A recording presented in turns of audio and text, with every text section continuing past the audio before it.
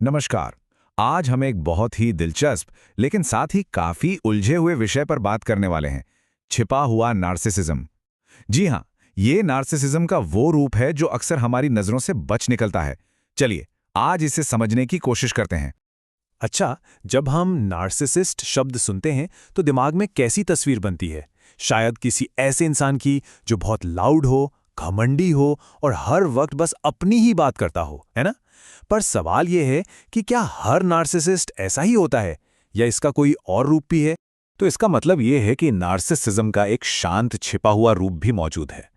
ये वो लोग हैं जो बाहर से शर्मीले या शायद असुरक्षित भी लग सकते हैं, लेकिन अंदर ही अंदर उनका अहंकार उतना ही बड़ा होता है, बस वो उसे एक मुखौटे के पीछे छिपा कर रखते हैं। तो चलिए अब जरा गहराई में उतरते हैं और देखते हैं कि ये अनदेखा नार्सिसिस्ट उस आम नार्सिसिस्ट से कितना और कैसे अलग है। देखिए, दोनों में जमीन आसमान का फर्क है। एक तरफ है स्पष्ट नार्सिसिस्ट जो खुलकर ध्यान खींचता है, अपनी तारीफों के पुल बांधता है। लेकिन दूसरी तरफ छिपा हुआ नार्सिसिस्ट तारीफ पाने के लिए बहुत चालाकी से काम लेता है। वो चाहता है कि लोग खुद उसकी अहमियत को समझें और उसकी तारीफ करें। एक बात समझनी बहुत जरूरी है, ये लोग अंदर से बहुत ज्यादा असुरक्षित महसूस करते हैं।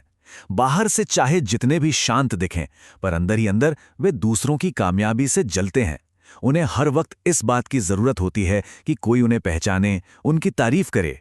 और हाँ, उनमें दूसरों के दुख दर्द को समझने की क्षमता यानी सहानुभूति की बहुत कमी होती है। सवाल उठता है कि आखिर इस तरह का व्यवहार आता कहाँ से है? आइए अब इसकी जड़ों को समझने की कोशिश करते हैं। देखिए, हमारे बचपन के अनुभव काफी हद तक तय करते हैं कि हम दुनिया को कैसे देखते हैं। अगर किसी को बचपन में वो प्यार और सुरक्षा नहीं मिली जिसकी उसे जरूरत थी, तो ये हो सकता है कि बड़े होकर वो हमेशा असुरक्षित महसूस करे और उसका व्यवहार कुछ इसी तरह का बन जाए। एक और बहुत बड़ी वजह है अपनी कमियों के सबके सामने आ जाने का डर। उन्हें हर पल ये डर सताता है कि कहीं लोग उनकी असलियत न जान जाएं, उनकी कमजोरियां ना पकड़ लें। इसी डर की वजह से वे हमेशा एक झूठा मुखौटा पहनकर जीते हैं। और शायद सबसे बड़ी मुश्किल यही है कि उन्हें अक्सर इस बात का एहसास तक नहीं होता कि वे कुछ गलत कर रहे हैं। उन्हें लगता है कि समस्या उनमें नहीं बल्कि बाकी दुनिया में है। अब सोचिए, जब कोई अपनी गलती ही ना माने तो बदलाव की गुंजाइश कहाँ बचती है? तो अब आते हैं इस बात पर कि ये व्यवहार असल जिंदगी में कैसा दिखता है, इन्हें पहचाना कैसे जाए। तो ये लोग करते क्या हैं? वे सीधे सीधे लड़ाई नहीं करते, नहीं, उनका तरीका अलग है। वो ताने मारेंगे या घुमा फिराकर ऐसी बात कह देंगे जो दिल पर चुभ जाए। और उनका सबसे बड़ा हथियार जानते हैं क्या है?